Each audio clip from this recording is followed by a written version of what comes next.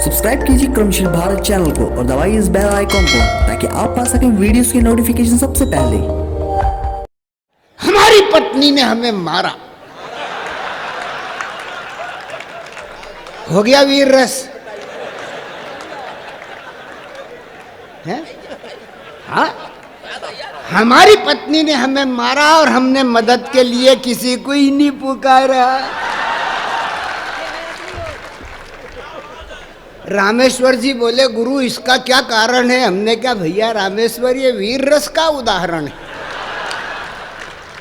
ये जोर से बोलना, लेकिन गीत और ओज की कविता में यही अंतर होता है कि एक नगाड़ा होता है, रणभेरी की आवाज के साथ तुक मिला करके बजता है, और एक बांसुरी होती है। सत्यनारायण की कथा में दो होती हैं, एक कलावती एक लीलावती। इस संस्कार दिवस पर रामेश्वर जी ने भी इस बात का ध्यान रखा है कि कथा सत्यनारायण की होगी तो दोनों का होना जरूरी।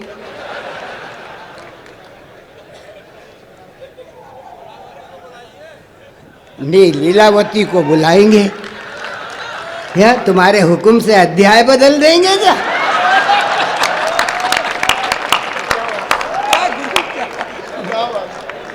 यार, यहाँ एक नए पंडित है कि मौलवी है? अध्याय बदलवा रहे है।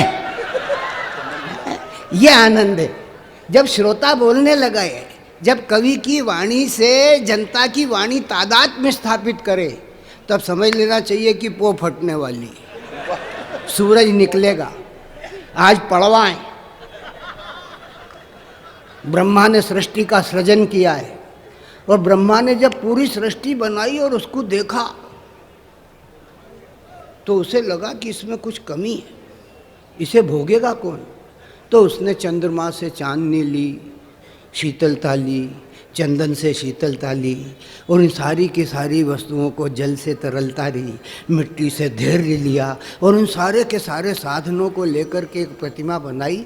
अत्यंत सुंदर बनी। उसे देख करके ब्रह्मा खुद ही मोहित हो गया। वो प्रतिमा नारी की प्रतिमा थी। फिर उसने सोचा कि इसका सहायक कौन होगा, तब उसने पुरुष को बनाया। अब पुरुष को बनाया तो पुरुष को वो नारी सौंप दी। जिस तारीख से वो नारी पुरुष को सौंपी, उस तारीख से ना तो पुरुष सुख से जिया ना ब्रह्मा।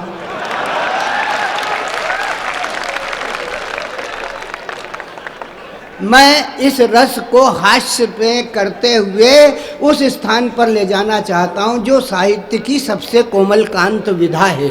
साहित्य की सबसे कोमल कांत विधा का नाम गीत है, और गीत जब आप तक जाता है, किसी ब्रजवासिनी बाला के माध्यम से आप तक जाता है, तो निस्संदेह उस गीत की अपनी गरिमा होती है। पूनम जी हमारे बीच में आई हैं, विराजमान है। आज पड़वाएं और ये पूनम है, 14 दिन का डिफरेंस है।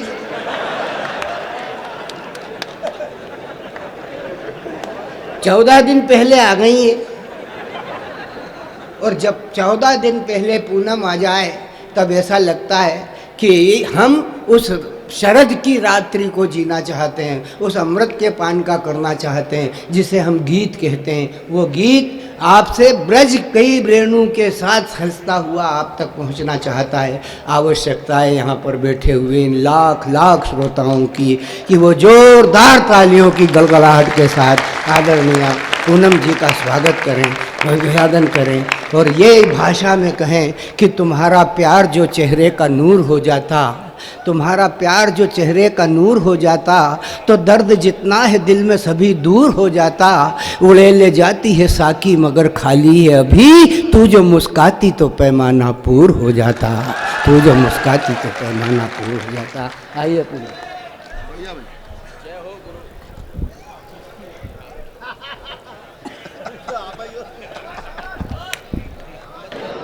बहुत बहुत धन्यवाद आदरणीय।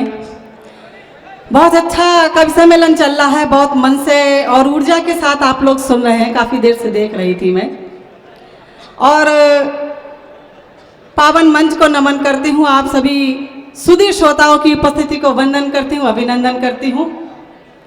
और एक बात बताना चाहती हूँ आप सभी लोगों को कि आप सभी को इस बात को सुनकर गर्व होगा कि देश के जो चुनिंदा 2-4 ऐतिहासिक कवि सम्मेलन है पूरी दुनिया में, उनमें कर्मश्री का ये कवि सम्मेलन अपना एक विशेष स्थान बना चुका है।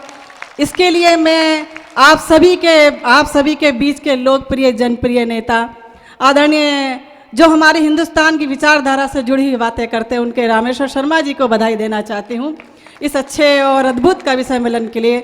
इतनी बड़ी संख्या में यहाँ पर आप लोग उपस्थित होते हैं और इतना व्यवस्थित ढंग से बैठे हुए हैं। मैं चाहती हूँ एक बार जोरदार ताली अपने मन से बजा दीजिए, अपने लिए बजा दीजिए। बहुत बहुत शुक्रिया।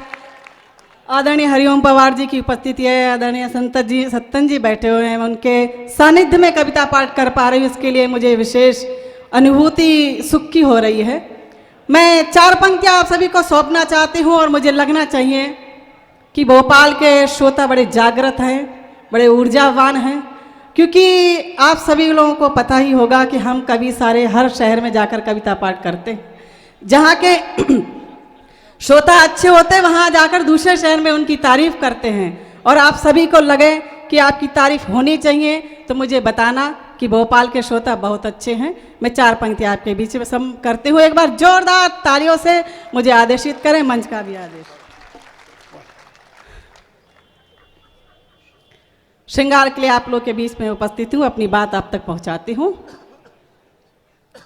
कि गजल गीतों की गंगा से चुरा कर रंग लाए हैं, गजल गीतों की गंगा से चुरा कर रंग लाए हैं, समय की दौड़ आपका माइक सच में आवाज खींच रहा है कि समय की दौड़ से हमने उसके थोड़ा निकट के बजाय थोड़ा सा खसक के बात करो,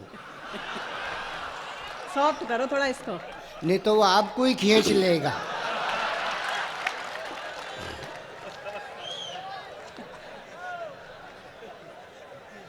मैं फिर से शुरू करती हूँ कि गजल गीतों की गंगा से चुरा कर रंग लाए हैं, समय की दौड़ से हमने यहाँ कुछ पल चुराए हैं, और मिलेगा आप सबका प्यार ये विश्वास है मुझको, तुम्हारे शहर में हम आज पहली बार आए हैं, तुम्हारे शहर में हम आज पहली बार आए हैं। बहुत बहुत शुक्रिया।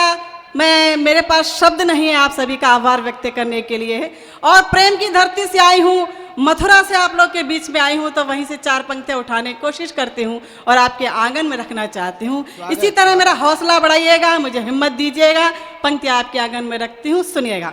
स्वागत कि तुम्हारे शहर में हम आज पहली बार आए हैं, किसी की याद की खुशबू में भीगे केश लाई हूँ, किसी की याद की खुशबू में भीगे केश लाई हूँ, दिलों को जोड़ने वाले अमिट उपदेश लाई हूँ, कभी कान्हा के होठों पर सजी रहती थी गोकुल में, मैं ब्रज की बांसुरी हूँ, प्रेम का संदेश लाई हूँ, मैं ब्रज की बांसुरी हूँ, प्रेम का संदेश लाई हूँ, मैं ब्रज की बांसुरी हूँ, प्रेम का संदेश लाई हूँ।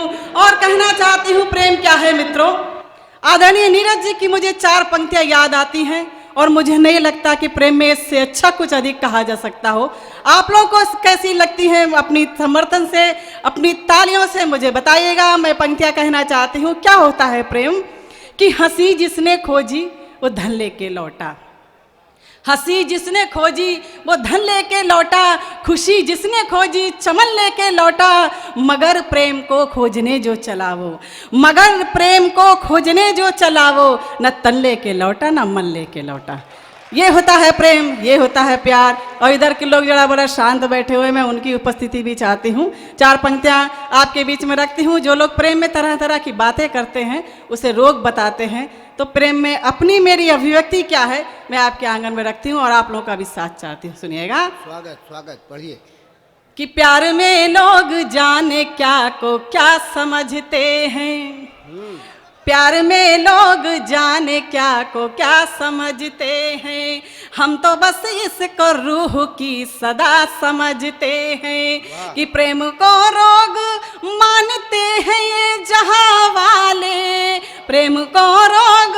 और बात सही हो तो समर्थन कीजिएगा मेरी बात का, कि प्रेम को रोग मानते हैं ये जहां वाले, हम हर एक रोग की इसको दवा समझते हैं, हम हर एक रोग की इसको दवा समझते हैं, हम हर एक रोग की इसको दवा समझते हैं। और कहना चाहती हूँ कि मेरी खामोशी में सन्नाटा भी है, शोर भी है, मेरी खामोशी में सन्नाटा भी है, शोर भी है, और तूने देखा ही नहीं मेरी आंखों में कुछ और भी है। तब पंक्तियां पढ़ना चाहती हूँ, जब एक बार जोरदार तालियों से बताइएगा कि आप लोग मन से सुन रहे हैं, आप लोगों का भी समर्थन चाहती हूँ। और पंक्तियां आपके बीच में पूनम बहुत बढ़िया पंक्तियां पढ़ी कि तूने देखा ही नहीं मेरी आंखों में कुछ और भी है, ऐसा लगता है कि तेरी तिरछी नजर का तीर है। ऐसा लगता है भाई कि तेरी तिरछी नजर का क्या है, तुमको कैसे मालूम है? तेरी तिरछी नजर का तीर है, मुश्किल से निकलेगा, दिल इसके साथ निकलेगा, अगर ये दिल से निकलेगा। ये समझदार लोग अच्छी तरीके से सुन रहे हैं, आपको बहुत सराह रहे हैं, और कुछ लोग ऐसे भी हैं जिनके समझ में नहीं आ रहा है, वो देख रहे हैं। देखिए बहुत सम्मानीय है मेरे, आदरणीय भी हैं। नहीं आदरणीय नहीं, फादरणीय भी हैं। लेकिन मैं इनसे कुछ कहना नहीं चाह रही थी, लेकिन अब ये बीच बीच में मुझे छेड़ रहे हैं कविता पाठ करने के लिए। आप तो चार पंक्तियां मैं इन्हें भी आदरणीय को निवेदित करना चाहती हूँ। आप लोग का भी मन हो तो एक बार जोरदार ताली से मुझे बताइएगा। इन्हें देखे और मेरी पंक्तियां सुने कि न ये श्री राम लगते हैं, न ये घनश्याम लगते हैं, कि न ये श्री राम लगते हैं, न ये घनश्याम लगते हैं, दहकते दिन से लगते हैं, सुलगती शाम लगते हैं, कि दहकते दिन से लगते हैं, सुलगती शाम लगते हैं। है इनकी सादगी इस मंच पर केवल दिखावे की, निराशाओं के मारे हैं ये आसाराम लगते हैं।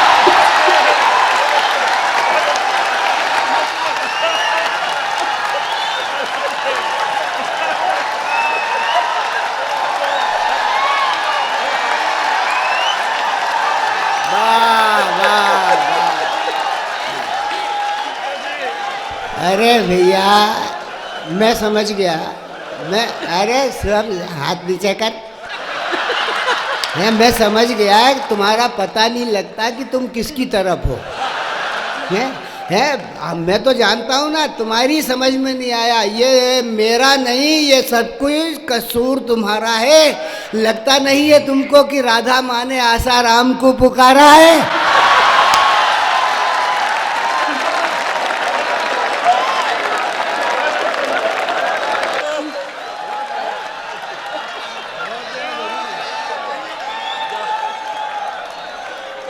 देखिए इनके विचार मेरे बारे में क्या है मुझे नहीं पता, लेकिन मेरे विचार क्या है मैं चार पंक्तियों के माध्यम से कहना चाहती हूँ, सुनिएगा।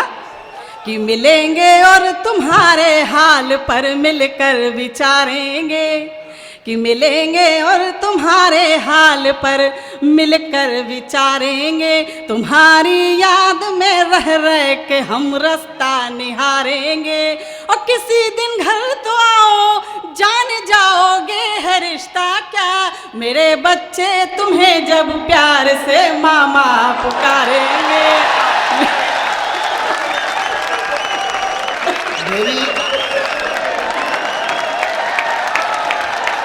मामा आ गए, मामा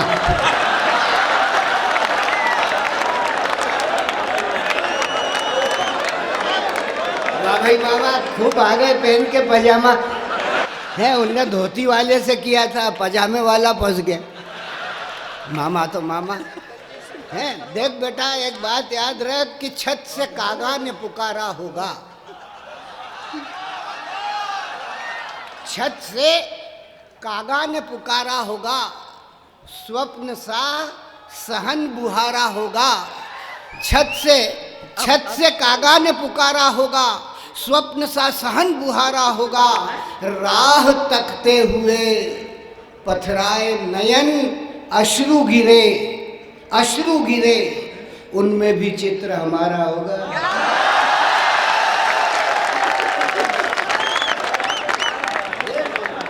अब देखिए, अब ये लोग कह रहे हैं, पीछे के लोग इन्हें बिना बात में उस पर चढ़ाने को तो ले हुए हैं। नहीं, कह रहे हैं और पढ़ो। कोई बहन बेटियों से ऐसी बात करता है क्या?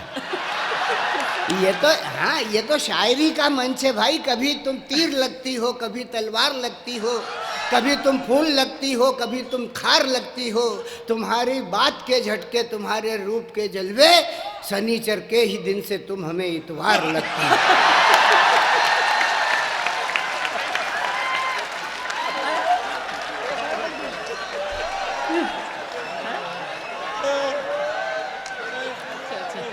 चलिए, मैं आखिरी 4 पंक्तियां इन्हें सौंपना चाहती हूँ। मैं तो इन्हें इतवार और शनिवार देने क्या क्या लगती हूँ, देख बेटा, और ये मुझे क्या लग रहे हैं, मैं आपके बीच में अनुत्तरित नहीं रहता। आखिरी नहीं होता है। इस आखिरी पंक्तियां 4 पंक्तियां सुनाती हूँ कि हुए कमजोर ये इतने सनम की बेवफाई से, हुए कमजोर ये इतने सनम की बेवफाई से, कि चीटी खींच ले जाती है इनको चारपाई से। और कोई कहता यहाँ के हैं, कोई कहता वहाँ के हैं, हकीकत में ये निकले हैं हड़प्पा की खुदाई से।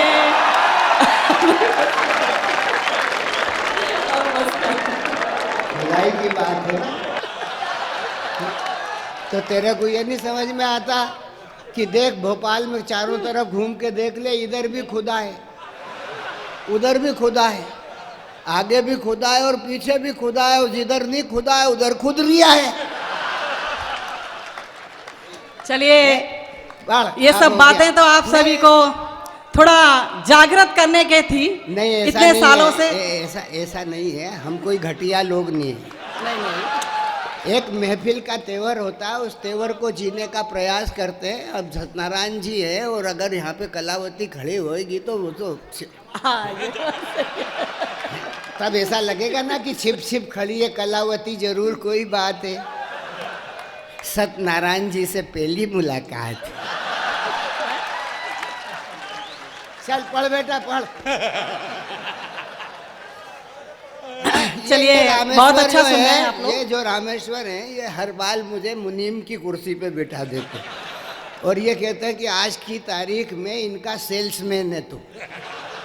है, अभी तक मैंने आपके सामने बंदर छाप बीड़ी है, नाक छाप जर्दा है, झंडू का च्यवनप्राश ये पहुंचाया।